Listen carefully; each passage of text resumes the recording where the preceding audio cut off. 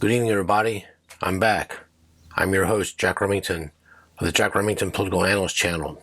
Today's video, we're going to talk about the raid on Mar-a-Lago, Monday, August the 8th of this year. We got Remington's roundup, and we always start off the video with our goodbyes now.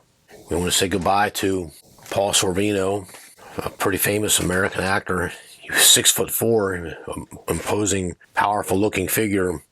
And he had the mob look. He was in the Goodfellas with Ray Liotta. We just had a little goodbye for him a couple videos ago. He knocked it out of the park in the movie Goodfellas. He didn't want to die in prison.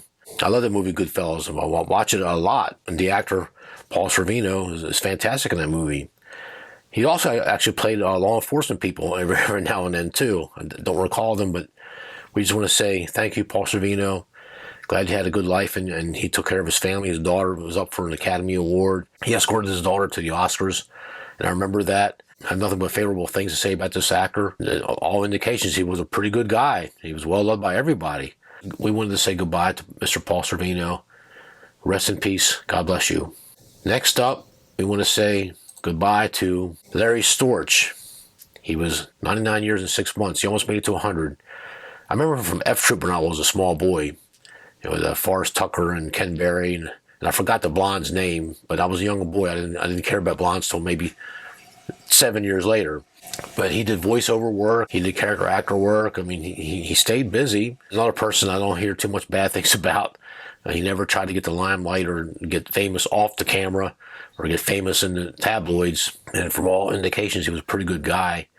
And I just want to say thank you for your contributions to movies and television and cinema in general. I mean, I'm glad you had a decent life. We just hope that you can rest in peace, and God bless you too. The third person I want to say, I want to give a goodbye tribute to is actually one that brings back childhood memories.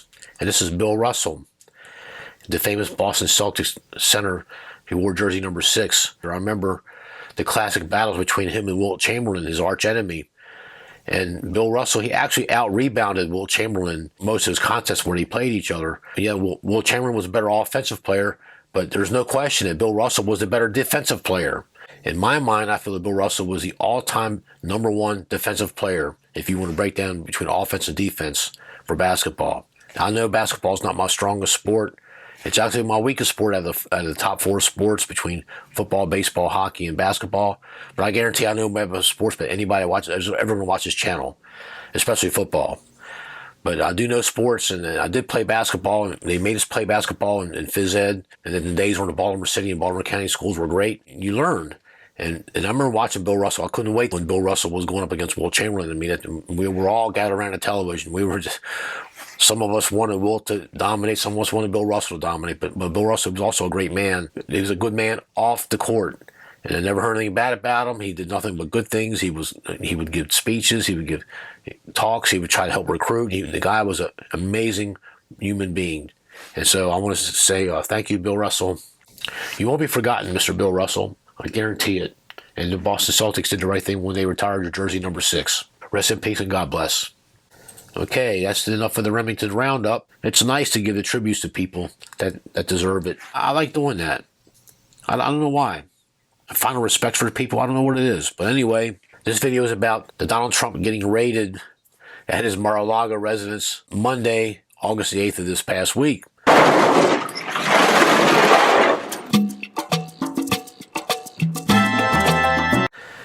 Now, anyone not living under a rock in this world knows what happened at Mar-a-Lago on August the 8th. And here are the 3 themes I will cover today. Number 1, unprecedented. Number 2, timeliness. And number 3, exposure. Let's start with the unprecedented. Never in American history has a past president of the United States ever been raided by the top law enforcement branch of the country, the FBI. Never. If there was any questions or any inquiries done in the past between the outgoing president, retired president, past president, and the incoming current administration, they were always handled diplomatically. Always. There has never been a raid before, as far as I know. If there is, put it in the comments below, and I'll give you credit, and I'll even donate $100 in your name. I'm here to tell you, I think I'm 100% right on this. Using probably the last such time any reaching out from a current presidential administration was back in January 2001, when the George W. Bush administration team reached out to Hillary Clinton to get her to return to White House China and other White House properties. The GAO, the Government Accounting Office, did put out a scathing report only on the costs of the said items, which ran into 7 figures. But the Bushes and Clintons were close friends, so I understand that George W. Bush instructed his assistants and his White House staffers to omit the scathing part about the merits of or demerits of Hillary Clinton trying to get away with that. And I have to ask a question while I'm making the video. Did Hillary Clinton really think she was going to get away with that? But that's not the purpose of this video. I just wanted to sneak that in there while I can. Don't forget the White House staffers of 2001 that removed all the W's on the keyboards in the White House. So thus the acronym W became for George W. Bush. And I'm pretty sure that it was done in the vice president's residency. As far as I know, not one person, not one staffer or assistant or volunteer was ever punished or even reprimanded for that. So keep that in mind. Okay, now let's talk about timeliness. The behavior of the outgoing staffers for Bill Clinton, the Al Gore, the vice president's staffers that did this, as far as I know, is also unprecedented. Timeliness. The 2022 midterm elections are 94 days away or 3 months away. Donald Trump has been out of office for 20 months or 465 days as of tomorrow. Do the counting. I just did. These documents that Attorney General Merrick Garland signed off on, are you going to try to tell us that within these 465 days that Donald Trump has left office, they or whoever presented evidence to the charging document that led to this FBI search warrant could not get these documents in other means? Especially now Trump did land a good uppercut punch to the stomach here. Trump landed a heavy blow here.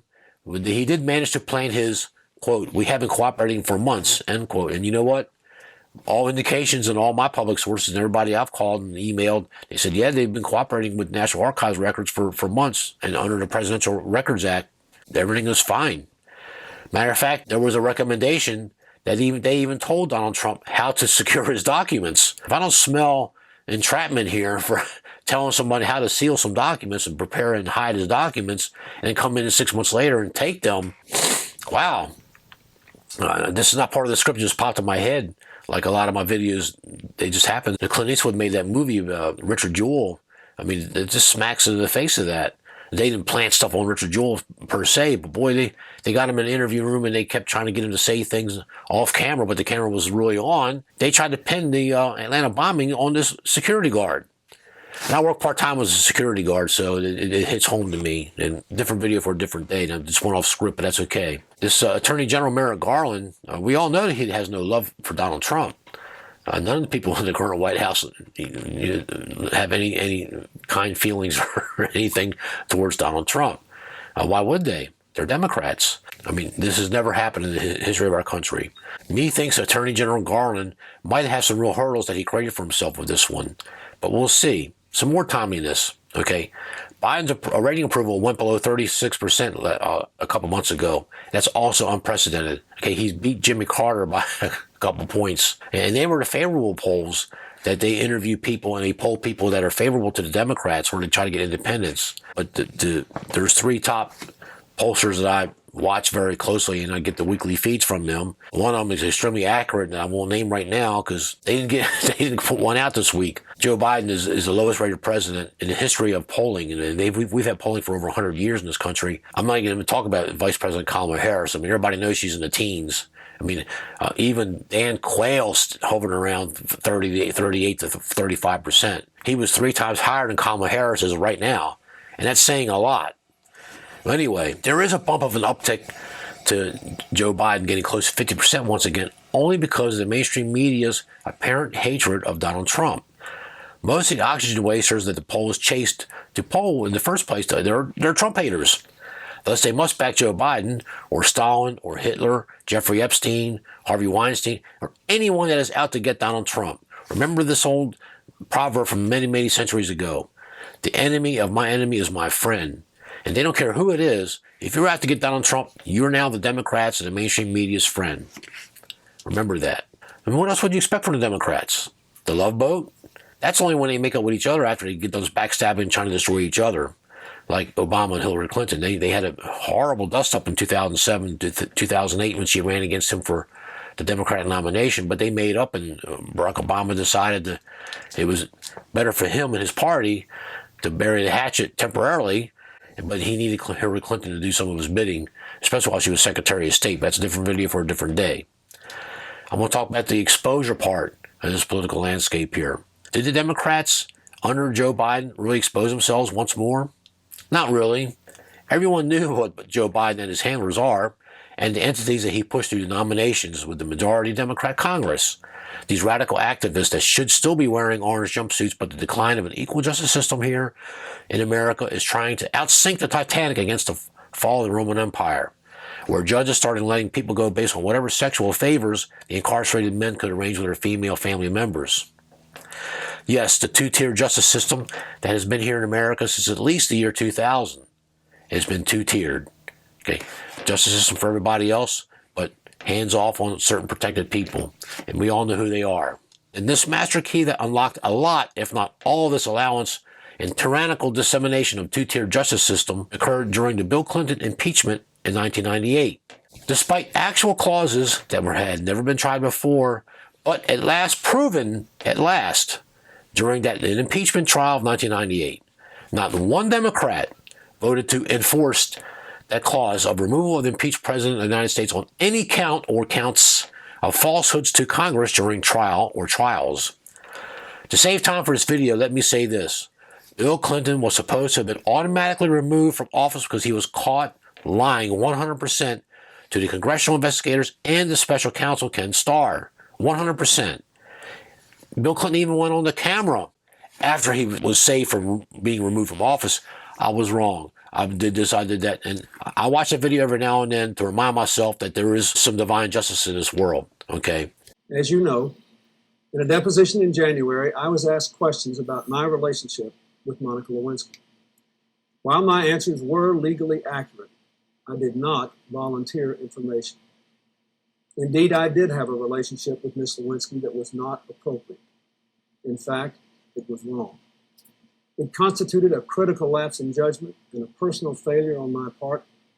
Indeed, I did have a relationship with Ms. Lewinsky that was not appropriate.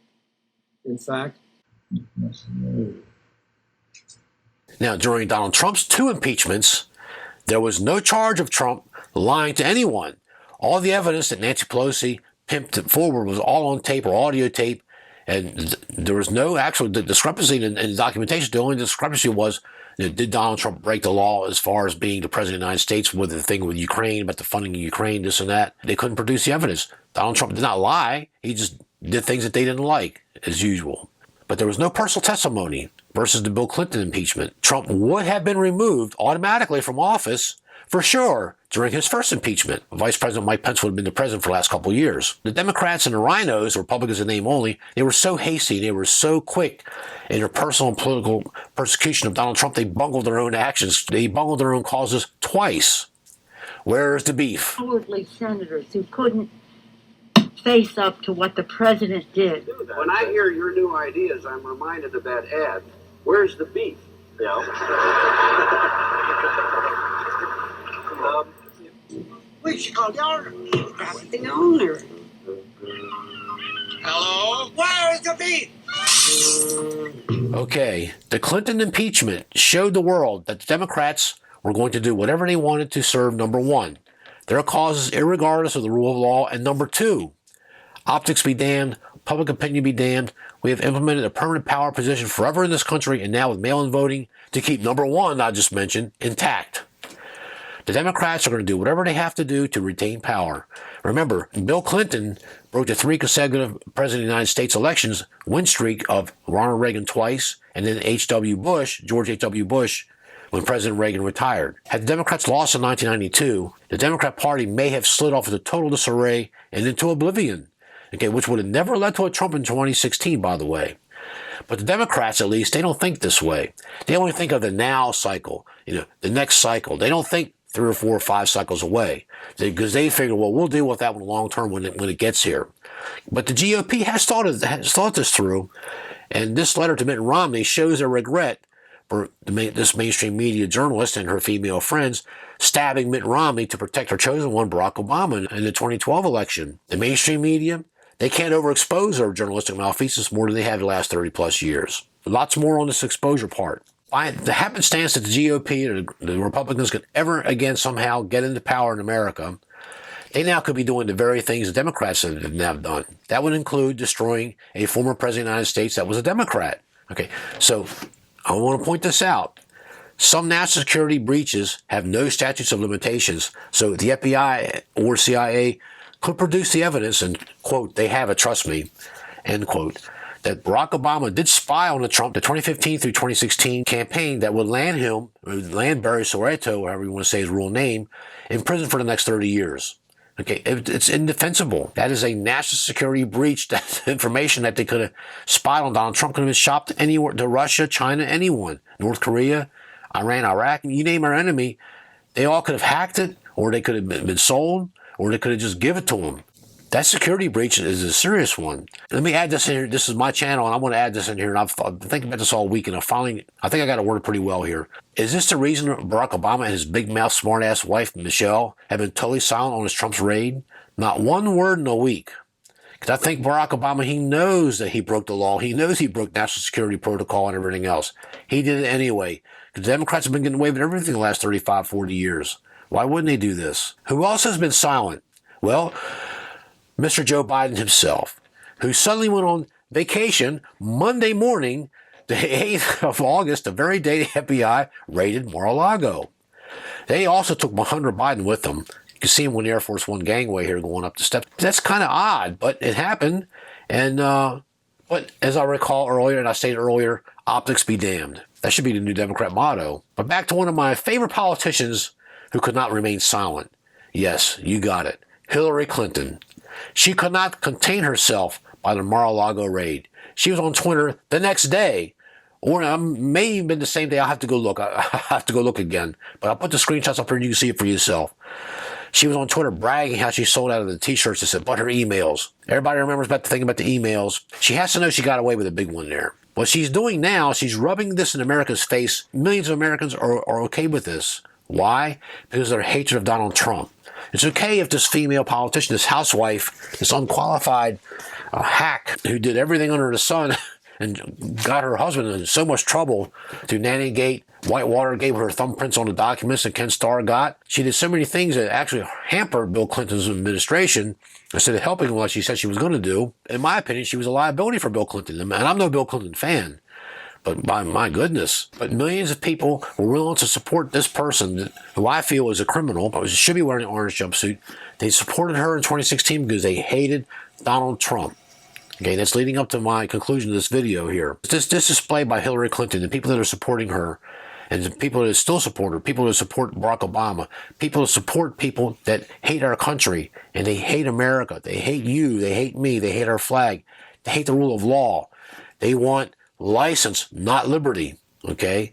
Remember that. This is very important. Me thinks that the character of America has changed forever. And there's only one answer, but I can't say here on YouTube. Well, I got a warning once and I got a strike. The next video, I'll explain the one reason why Donald Trump has to go. Why they cannot allow him to set foot in the office for 2024. I mean, cannot happen. I mean, I smell desperation. And even the mainstream media that's on Biden's side, on the Democrat side, are saying, well, it's not desperation time yet. I mean, I couldn't believe I heard one of the MSNBC guys say that. I mean, they can't even get their own script right. They went off script themselves. I mean, it's different for me. I'm a YouTuber. I'm a hack in my own house. But these people, they got everything. They're not supposed to slip up like that. But people keep, people that are willing to listen to me or willing to tolerate me or whatever, they keep asking me. And I got the question twice in one day. They keep asking why the Republicans, or what I call rhinos, Republicans in name only, they want Trump gone and they can't seem to grasp the political landscape that since Trump is his arrival on the scene in 2015. They don't understand this, okay? So I do try to be fair as possible, but any bias you detect is for the love of this great country, the United States of America, the best, greatest country ever devised in human history, despite human's history and human's penchant for self-destruction and unworthiness. Remember, next video I'm going to talk about why Donald Trump has to go. And it's only one reason. And when you hear this reason, maybe the light bulb will go off in your heads. But I've been saying this for years, and people just don't understand. They don't get it, or they're in denial. I don't know what the problem is. So I'm going to put it on YouTube, and I'll put it out there, and hopefully we'll see some results. Hopefully I can reach some people. Thank you for your time. Please share, like, make a comment or two, and subscribe. And for those subscribers that are sticking with me, I thank you. Have a great day. Thank you.